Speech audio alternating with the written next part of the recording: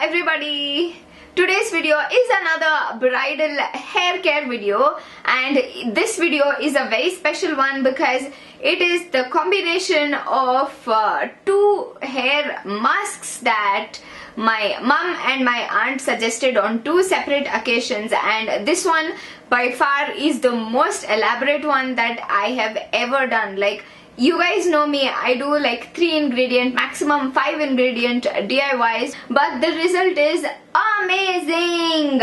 You guys will have to try it no matter what hair problem you have, whether it is hair fall, premature graying, or scanty or very thin hair, or damaged hair, dry hair, dandruff. No matter what your problem is, this is your solution. And if you're a bride, then this one is an absolute must. It is compulsory. I would definitely not be wrong in saying that. To make this herbal hair mask, firstly you will need a handful of Brahmi leaves. Brahmi leaves are very good for your hair follicles. Any bit of hair that you've lost because of the stress, Brahmi leaves help rejuvenate or nourish your hair follicles, so you will have a brand new hair growth. Second thing you'll need is Bringraj. Now Bringraj prevents hair fall and it also prevents premature graying. Now graying can happen because of vitamin deficiency or also because of stress, so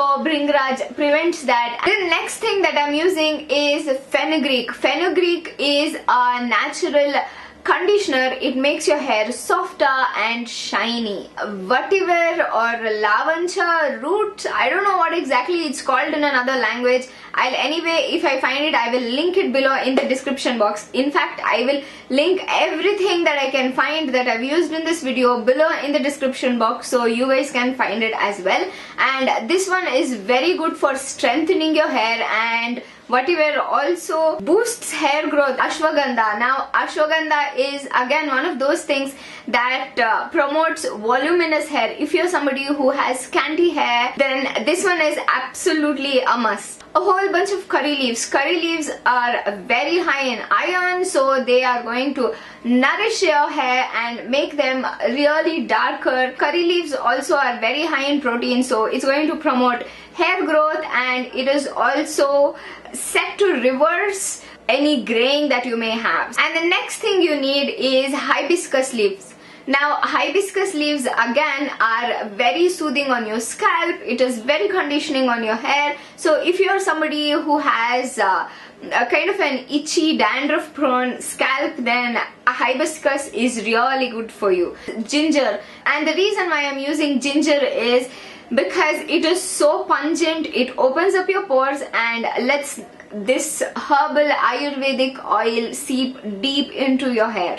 So what I'm going to do is, into a pan, add in a mixture of 5 oils. I know that's a lot, keep up with me. Firstly, you need half a cup of castor oil. Castor oil is one of those oils that are very viscous, very thick, and when you apply it, it penetrates deep into your scalp and nourishes your roots and hair follicles and promotes new hair growth. The second oil you need is good old coconut oil. We all know coconut oil is really good for our hair. It makes your hair so black, shiny, and it also promotes new hair growth. The next thing I'm going to use is half a cup of Amla oil.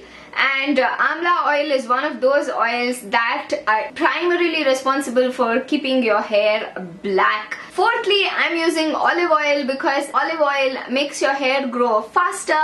It will reduce dandruff and flaky, itchy scalp. I mean, it is winter, so we are all going to need a little bit of extra nourishment on our heads. Lastly, you will need a couple of teaspoons of almond oil. Again, almond oil is very good for your scalp and for your hair. Next, into this oil mixture, add all the roots and the fenugreek seeds, tear the Brahmi, the hibiscus and the curry leaves and add them into, and let this simmer until the leaves look kind of wilted and brown. So once you've taken this oil off the heat, just drop in a couple of pieces of ginger and let this steep. Leave this be until the oil comes to room temperature. Then you're going to want to strain it and pour it into a plastic or a glass container, and I am using a glass bottle simply because I don't want it to sit in a metal box and get corroded or react with the metal. The reason why I'm making such a big batch of it is because you're already going through the trouble of collecting all of these things. There's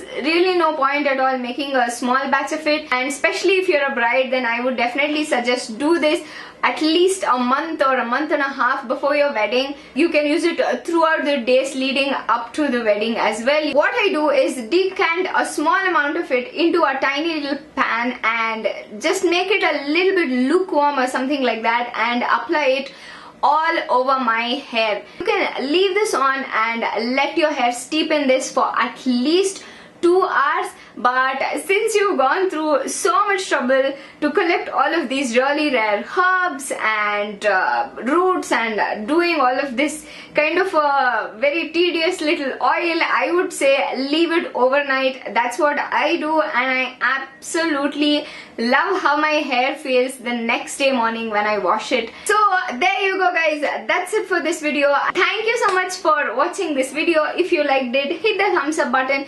If you get a chance to try this, then comment down below, let me know how you liked it, or if you have a simpler hair mask, then definitely leave it below in the comments so anybody else who is going through the comment section will find it beneficial. If you're new here, please subscribe. There are more bridal DIYs and hacks coming up, and yeah, I will see you in my next one. Love you. Bye.